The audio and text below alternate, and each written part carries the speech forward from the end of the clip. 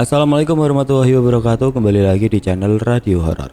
Untuk kisah kali ini ada sebuah kisah yang diambil dari KBM, dari tulisannya Iwan S. Sebuah kisah yang berjudul Hutan Tua. Dan sebelum kita lanjut ke ceritanya, tekan dulu tombol like video ini dan jangan lupa tekan juga tombol subscribe channel ini dan nyalakan juga lonceng notifikasinya agar tidak ketinggalan cerita-cerita lainnya. Dan buat teman-teman yang pengen membaca langsung ceritanya, nanti silahkan saja kunjungi linknya yang nanti akan saya sertakan di kolom deskripsi. Dan seperti apa untuk kisah kali ini, langsung saja kita masuk ke ceritanya.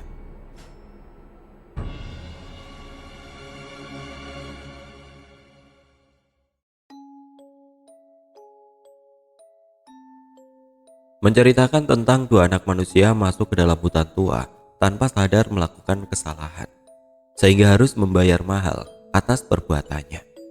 Salah satu dari mereka terjebak di dalam hutan itu dan mengalami hal-hal aneh. Hujan mulai jatuh membasahi pekarangan rumah diiringi petir yang saling terus menyambar di segala penjuru. Di depan pintu rumah, Ibu Hani menatap ke segala arah dengan rasa cemas. Jam sudah menunjukkan pukul 18.20. Tetapi anak semata wayangnya belum juga pulang. Hari mulai gelap. Hujan begitu deras dan tidak ada tanda-tanda akan mulai berhenti. Dua anak manusia terjebak dalam hutan tua yang berteduh di pondok usang bekas para penebang kayu liar yang telah lama ditinggalkan. Bukan tanpa alasan mereka bisa di hutan ini. Mencari madu liar di dalam hutan adalah aktivitas kedua sahabat ini. Bisa dibilang mereka hampir setiap hari keluar masuk hutan ini. Biasanya mereka keluar hutan pukul 6 sore, sudah sampai di pemukiman warga. Akan tetapi hari ini karena terlalu asik mengambil madu yang mungkin terlalu banyak dari biasanya, sehingga mereka tidak menyadari cuaca akan mulai hujan. Itulah yang membuat mereka sampai terjebak di hutan. Apa sebaiknya kita langsung pulang saja? Sepertinya hujan tidak berhenti-henti. Lagi pula, kalau tetap menunggu di sini, sebentar lagi malam dan kita tidak punya senter dan semakin sulit untuk mencari jalan pulang. Ya sudah, kalau begitu langsung saja jalan pulang. Agus mengambil madu beserta peralatannya yang masing-masing telah dibagikan tugas membawanya dan begitu pula dengan Yudi. Mereka mulai berjalan menyusuri jalan setapak untuk pulang dengan penuh hati-hati. Karena jalan sangatlah licin, ditambah beban yang mereka bawa. Hari semakin gelap, hujan terus mengguyur ditambah angin. Aura angin begitu menusuk menembus sampai ke tulang mereka, sehingga langkah mereka sedikit lambat. Karena Yudi yang ada di depan tidak mau beresiko untuk berjalan lebih cepat, sehingga bisa membuatnya keluar dari jalur untuk menuju jalan pulang. Dalam perjalanan pulang tidak ada percakapan antara mereka selama 45 menit. Mungkin mereka lebih memilih fokus berjalan saja dan menahan dinginnya suasana. Blak, Yudi. Yudi menoleh ke belakang. Kenapa, Gus? Aku terpeleset jatuh. Tolong, kaki aku sakit sekali. Yudi bergegas menghampiri Agus dan membantunya berdiri. Kamu tidak apa-apa, Gus? Sepertinya kakiku terkilir. Sebaiknya kita istirahat dulu di sini sambil melihat kondisi kakimu. Yudi membantu Agus untuk berjalan ke arah pohon besar yang berada beberapa meter dari tempat mereka untuk istirahat sebentar. Agus langsung menjatuhkan pantatnya di bawah pohon besar itu.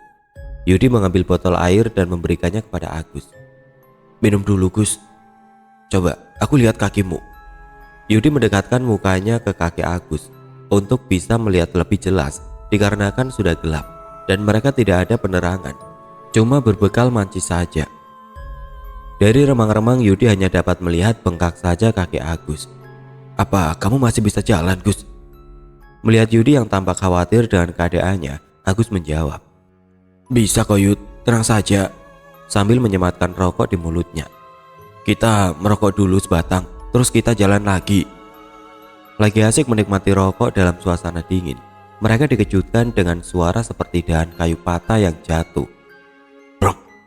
Yudi begitu kagetnya karena suara itu berasal dari sebelah samping dia. Suara apa itu, Yud? Sepertinya ada dahan patah karena angin, Gus. Tapi kok jatuhnya lain, Yud? Lain bagaimana? Biasanya kalau dahan patah ada suara krek dulu sebelum jatuh. Yudi mulai memperhatikan dengan teliti ke arah suara tadi. Sehingga karena rasa penasaran, mulai bangkit dari tempat duduknya, berjalan ke arah suara tersebut. Tapi Yudi tidak menemukan adanya dahan yang patah di tempat itu. Kok nggak ada sih? Padahal jelas-jelas suaranya di sekitar sini tadi. Yudi membalikkan badan mulai berjalan ke tempat duduknya tadi. Tiba-tiba Yudi melihat Agus seperti ketakutan sambil menunjuk ke arahnya. Kamu kenapa, Gus? Itu kenapa, Gus? Di belakangmu, Yud. Yudi menoleh ke belakang. Seketika jantung Yudi, duk.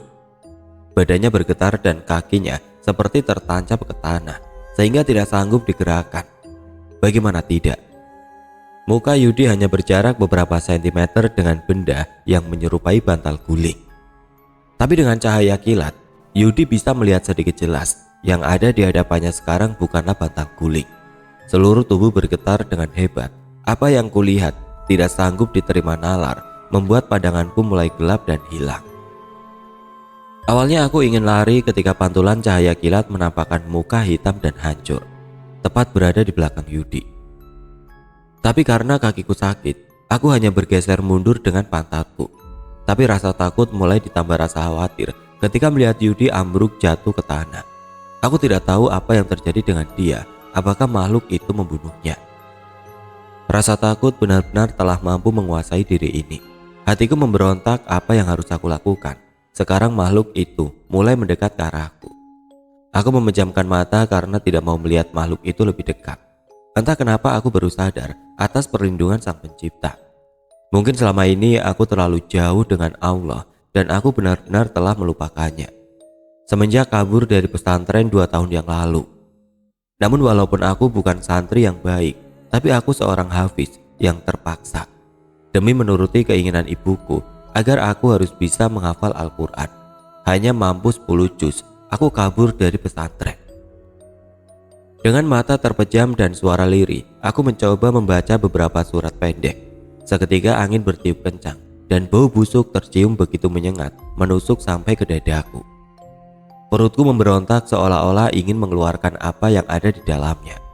Aku tetap meneruskan membaca ayat-ayat yang menyangkut dengan iblis dan jin. Angin berhenti seketika dan bau busuk pun hilang. Bagaikan menekan saklar untuk mematikan lampu, begitulah angin berhenti. Hening dan hening, tidak ada suara apapun, bahkan suara jangkrik pun tidak ada. Dengan rasa khawatir, aku mencoba perlahan membuka mata dan berharap makhluk itu tidak ada lagi di depanku. Betapa terkejutnya aku melihat hari sudah siang dan Yudi berada di depan api, sepertinya sedang memasak sesuatu. Dan yang lebih membingungkan lagi, kenapa sekarang berada di gubuk yang mulanya kami berteduh kehujanan? Bagaimana bisa sampai ke sini lagi?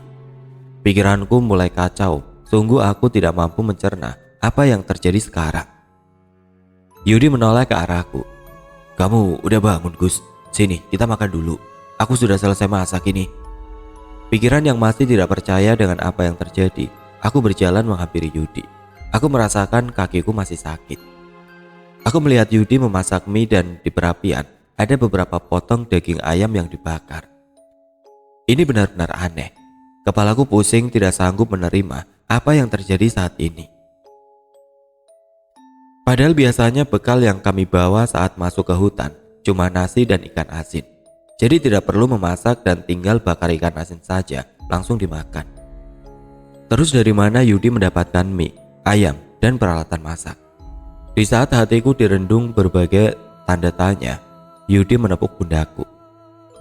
Malam lamun, cepetan makan keburu dingin, ini udah pukul 12, apa kamu gak lapar? Ucap Yudi. Dengan rasa tidak percaya, aku meraih piring dan menciduk mie. Aku melihat Yudi menatapku dengan sedikit tersenyum. Ingin rasanya bertanya kepada Yudi, apa sebenarnya yang telah terjadi, tapi entah kenapa mulut ini seperti terkunci. Aku mencoba untuk menerima kenyataan yang sekarang, menikmati makanan yang ada di tanganku, dan menepis semua yang terjadi di luar nalar. Mungkin apa yang aku alami hanyalah mimpi, apalagi mengingat ucapan Yudi tadi. Kamu sudah bangun, itu berarti tadi aku ketiduran. Tapi bagaimana dengan kakiku? Bukankah ini akibat terpeleset semalam dan ini berawal dari kejadian aneh ini? Aku benar-benar belum bisa menerima kenyataan apa yang aku alami sekarang. Mungkin bertanya kepada Yudi adalah jawaban dari semua ini. Tanpa terasa makananku sudah selesai aku makan, dan melihat Yudi asik menyembulkan asap rokok, dan aku melihat dia seperti biasa-biasa saja, seperti tidak ada kejadian apa-apa. Menyadari aku memperhatikannya, dia menoleh ke arahku, lalu menyodorkan bungkus rokok dan berkata, "Merokok dulu sebentar. Habis ini kita cari beberapa sarang lebah lagi." Aku mengambil rokok tanpa menjawab ucapan dia. Karena keanehan ini mungkin aku lebih memilih diam. Beberapa saat kami sudah selesai merokok, Yudi bangkit dari tempat duduknya. "Ayo Gus, kita jalan lagi. Mungkin kita bisa menemukan beberapa sarang madu lagi. Nanti keburu sore." Aku yang lagi bingung ditambah bingung. Bukan tas kami sudah penuh dengan madu yang barusan kami ambil. Bahkan ada yang dibiarkan di situ karena tidak muat lagi dalam tas kami. Tapi kenapa Yudi mengajak untuk mencari sarang madu lagi? "Yud," akhirnya mulutku terbuka juga meski dengan suara lirik. "Bukankah tas kita sudah penuh dengan madu tadi? Kenapa kita pergi mencari lagi? Bagaimana kita bisa membawa pulangnya?" Yudi menatapku dengan penuh heran. "Kamu bicara apa, Gus? Dari pagi kita mencari madu sampai sekarang baru dapat 2 botol sirup." Aku sama sekali tidak percaya dengan ucapan Yudi. Aku mulai bangkit dan menuju ke tempat tas saya letakkan. Aku bingung. Kenapa tas saya kosong? Dan saya memeriksa tas Yudi. Benar saja, apa yang aku temukan cuma 2 botol madu. Aku berujar dalam hati, "Apa yang terjadi denganku ya Allah?"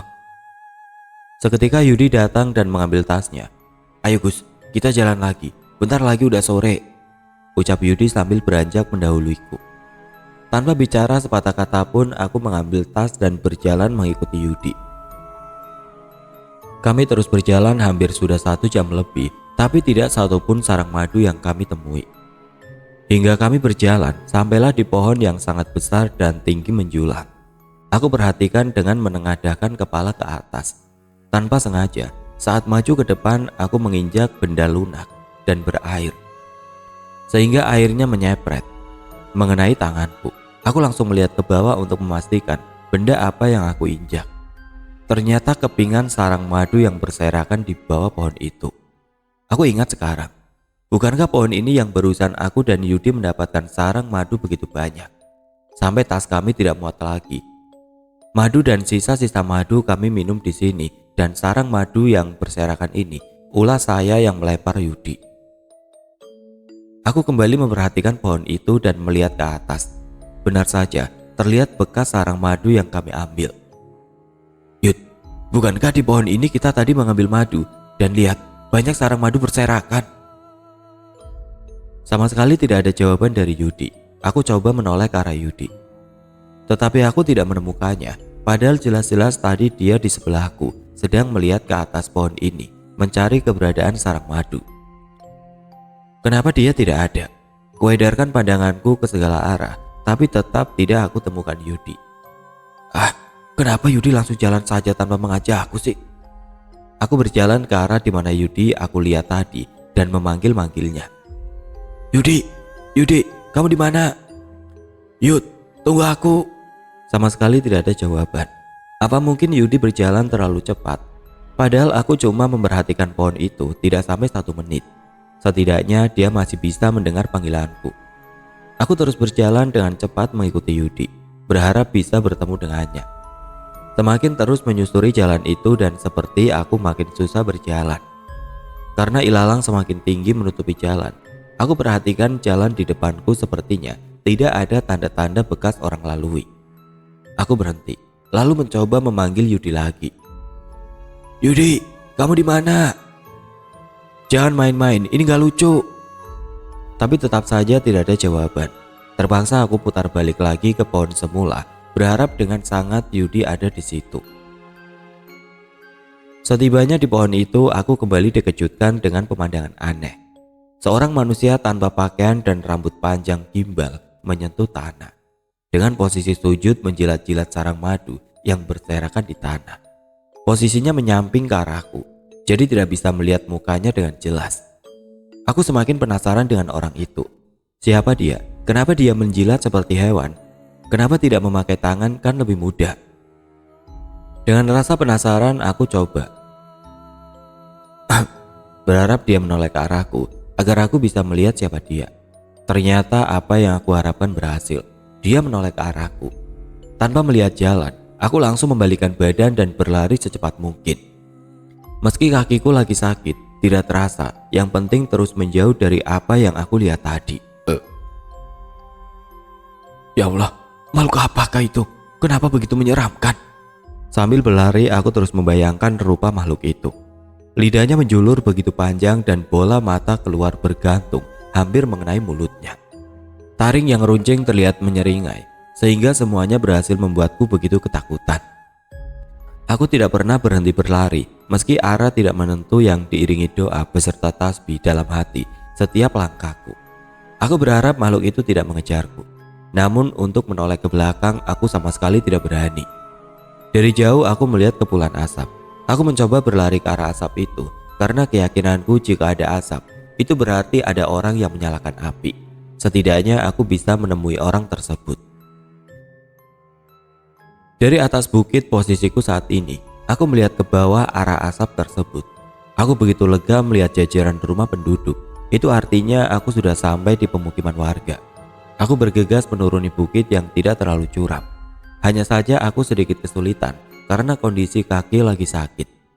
Entah kenapa sekarang aku baru merasakan sakit lagi kaki ini. Padahal tadi aku lari tidak terasa apa-apa. Atau mungkin karena rasa takutku mampu mengalahkan rasa sakit. Tidak butuh waktu yang lama aku telah sampai di desa tersebut. Desa ini tampak asing bagiku. Kurogoh kantongku, syukurlah HP jadulku masih ada. Kulihat jam di HP menunjukkan pukul 3 sore.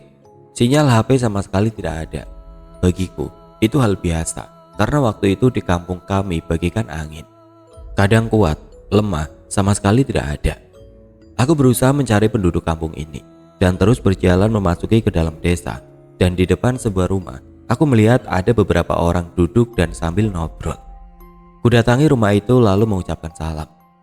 Assalamualaikum Pak, Bu. Tidak ada satu orang pun yang menjawab salam saya. Mereka hanya menatap saya dengan tatapan penuh keheranan. Salah satu dari mereka berbicara kepada yang di sampingnya dengan bahasa yang tidak aku mengerti, tapi cuma melihat orang tersebut bicara sambil senyum. Pak, kalau boleh tahu ini desa apa ya? Lagi-lagi mereka tidak menjawab, cuma saling pandang satu sama lain. Tiba-tiba mereka bangun dari tempat duduknya lalu masuk ke dalam rumah. Aku yang bingung dengan sikap mereka masih tetap mematung di depan rumah itu. Dari arah belakang tiba-tiba seperti ada yang menarik-narik bajuku. Aku melihat seorang anak kecil dengan baju lusuh dan mukanya kotor. Anak itu menyodorkan sebuah bungkusan dari daun jati dan menatapku datar. Entah kenapa seperti terhipnotis, aku langsung mengambil bungkusan tersebut. Mataku masih tetap menatap anak itu. Lalu ia mengangkat tangan seperti menunjuk sesuatu di belakangku. Aku langsung menoleh ke belakang. Entah dari mana munculnya ribuan lebah yang terbang ke arahku. Dengan refleks aku menunduk dan menungkupkan tangan di kepala. La ilaha illallah. Cuma itu yang sempat keluar dari mulutku. Aku mendengar denguman suara lebah sudah melewatiku. Tapi kenapa aku tidak merasakan satu lebah pun bersentuhan denganku?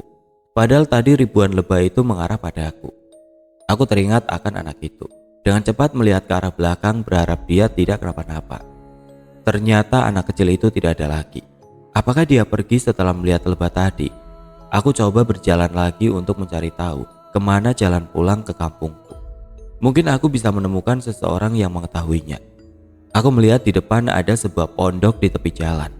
Aku memutuskan untuk istirahat dulu di situ. Sesampainya di pondok, aku langsung menjatuhkan tubuhku tanpa permisi lagi. Gak ada siapa-siapa kok. Aku baru ingat bungkusan yang diberikan anak itu sedari tadi aku pegang. Aku yang penasaran dengan isi bungkusan tersebut mencoba membukanya perlahan-lahan. Aku terperajat melihat isinya hingga dadaku tersentak. Kenapa tidak? Ternyata isi bungkusan itu sarang madu yang kotor bercampur tanah. Persis kondisinya seperti sarang madu yang berserakan di bawah pohon besar itu. Mungkin isinya tidak aneh. Tapi bagaimana bisa anak kecil itu mengambil sarang madu ini selain tempatnya jauh ke dalam hutan? Tadinya di bawah pohon itu ada makhluk yang sangat menyeramkan.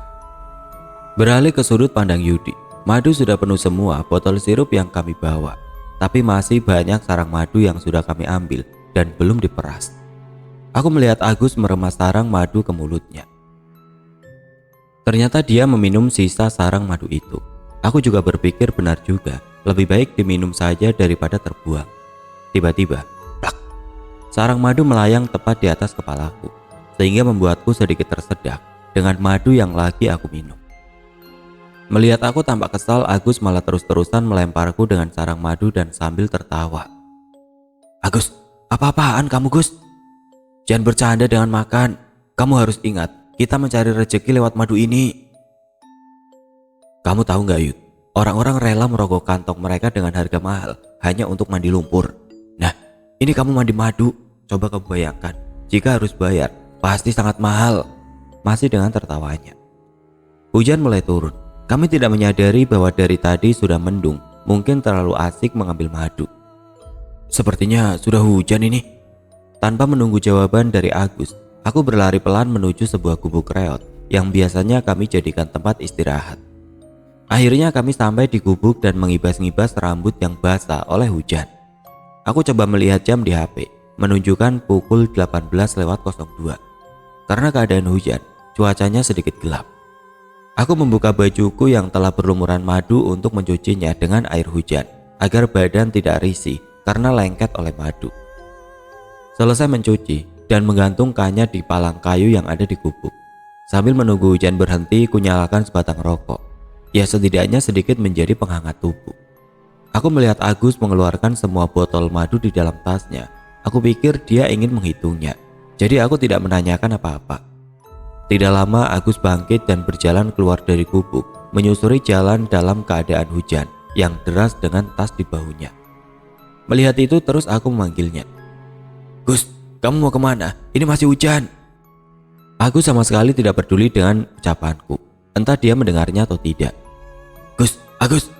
Aku berteriak memanggilnya tapi sama sekali tidak ada respon. Apa mungkin dia mau pulang hujan-hujan seperti ini? Aku berusaha menyusulnya. Baru beberapa langkah keluar dari gubuk, aku baru sadar tidak memakai baju.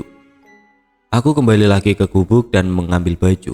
Melihat botol madu yang diletakkan Agus di gubuk, aku jadi bingung.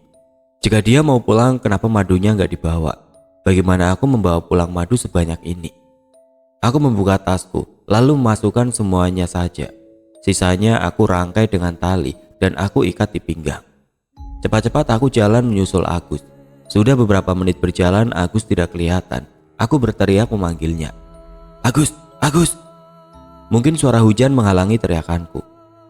Hingga Agus tidak bisa mendengar teriakanku. Kenapa Agus sebenarnya? Kalau memang mau pulang seharusnya mengajakku, bukan main cabut saja dan meninggalkan madu segala. Aku harus minta penjelasan nanti di kampung. Apa alasan dia seperti ini? Aku terus melangkah pulang karena saya yakin Agus pasti pulang. Kalau bukan pulang, Agus mau kemana juga? Hujan-hujan dan sebentar lagi malam. Sudah 2 jam lebih berjalan pulang, baru aku lihat cahaya di perkampungan. Biasanya 1,5 jam sudah sampai. Ini dikarenakan beban yang aku bawa dan ditambah jalan licin, sangat menghambat perjalanan pulang. Sesampai di rumah terlihat ayahku duduk di teras dengan asap rokok yang menyembul dan segelas kopi di depannya. Melihat aku telah sampai di depan rumah, mulut ayah langsung terbuka. Kenapa pulangnya kemalaman Yud? Kenapa sendiri? Agus mana? Tadi hujan deras sekali ya, karena kelamaan nunggu hujan tidak berhenti. Yudi langsung pulang, makanya sedikit malam. Agus udah duluan pulang ya. Ya sudah, kamu mandi dulu sana, terus makan. Ibu sama ayah sudah makan duluan tadi. Iya ya. Aku terus masuk meletakkan tas beserta semua madu, terus menuju kamar mandi. Pagi-pagi aku dikejutkan dengan suara ketokan pintu kamar berulang-ulang. Yudi, Yudi. Suara ibu memanggilku. Hanya mengusap mata langsung bangun menuju pintu kamar dan membukanya. Ada apa bu? Itu ibunya Agus. Katanya Agus belum pulang-pulang sampai sekarang. Ibunya sangat khawatir. Aku sedikit kaget mendengar ucapan ibu dan bergegas keluar menemui ibu Agus. Aku menceritakan semuanya dari awal sehingga aku pulang sendiri sampai rumah. Sangat terlihat ibunya Agus begitu khawatir sampai air matanya mengalir dan beserta keluargaku. Sebaiknya kita memberitahu kepala desa dan warga, mungkin mereka bisa membantu menemukan Agus. Tanpa menunggu lama, kami berjalan menuju rumah kepala desa yang tidak jauh dari rumahku. Tibanya di rumah kepala desa, kami langsung disambut Pak Kades yang kebetulan duduk di teras bersama beberapa warga. Mungkin para warga tersebut lagi mengurus surat-surat penting. Terlihat di atas meja ada beberapa lembar kertas. Ayah menjelaskan maksud dan tujuan kami ke sini kepada Pak Kades. Ayah langsung meminta aku untuk menceritakan awal dari kejadian sampai Agus hilang. Setelah selesai menceritakan semuanya, Pak Kades menyuruh warga yang di situ untuk memberitahu warga yang lainnya dan berkumpul di balai desa. "Rusman, jangan lupa beritahu Ustadz Asar ya," ucap Pak Kades. "Iya Pak, saya pamit dulu untuk memberitahu warga secepatnya." Yang semalam aku sedikit merasa kesal sama Agus, sekarang berubah dengan rasa khawatir yang mendalam. "Semoga kamu baik-baik saja, Gus. Aku pasti akan berusaha mencarimu sampai ketemu." Lamunanku pecah di saat ayah memegang pundakku. "Ayo Yudi, kita ke balai desa menunggu semua warga berkumpul dan mencari solusi agar Agus secepatnya ditemukan." Aku hanya mengangguk tanda setuju, lalu mengikuti mereka semua. Setelah sampai di balai desa, terlihat beberapa warga sudah datang. Tidak lama kami tiba di balai desa. Ustadz Asar datang. Dan dengan segera aku salam dan mencium tangannya. Selain seorang imam, Ustadz Asar adalah guru ngajiku waktu kecil. Bisa dibilang Ustadz Asar adalah seorang yang pertama menyalakan pelita pada anak-anak kampungku. Pak Kades mewakiliku untuk menjelaskan kejadian yang menimpa Agus kepada semua warga dan meminta solusi bagaimana cara agar secepatnya bertindak untuk menemukan Agus.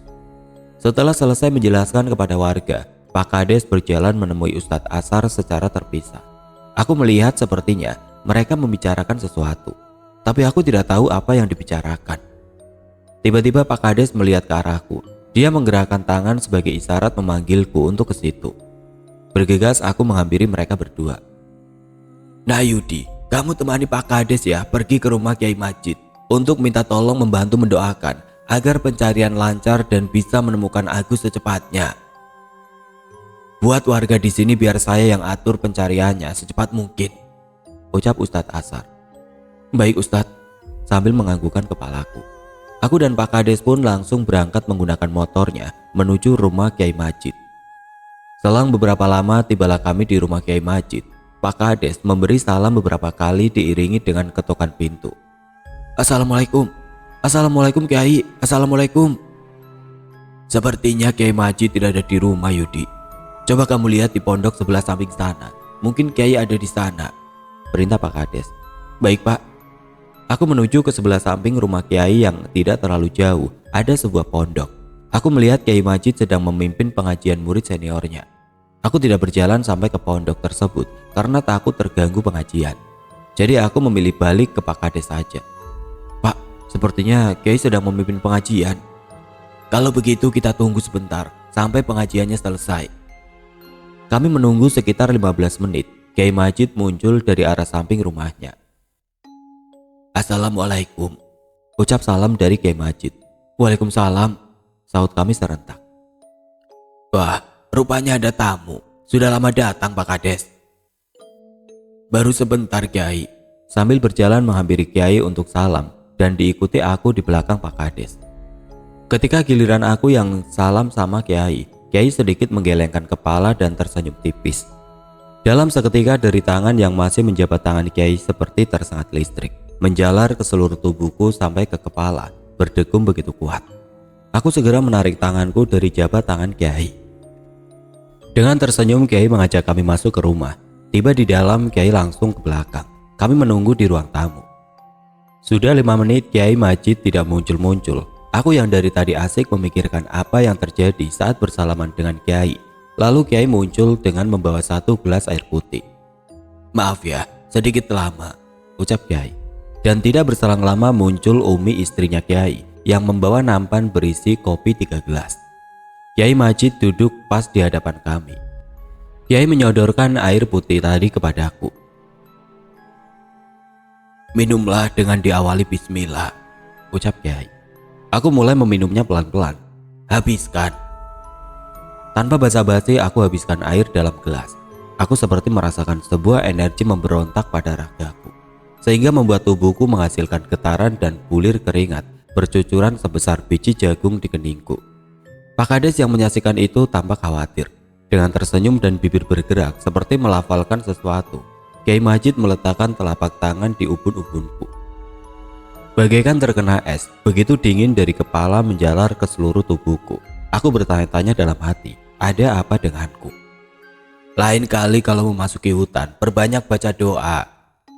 Dan saat memulai sesuatu, awali dengan bismillah, ucap Kiai sambil menepuk-nepuk pelan bahuku. Sebelumnya saya minta maaf Kiai.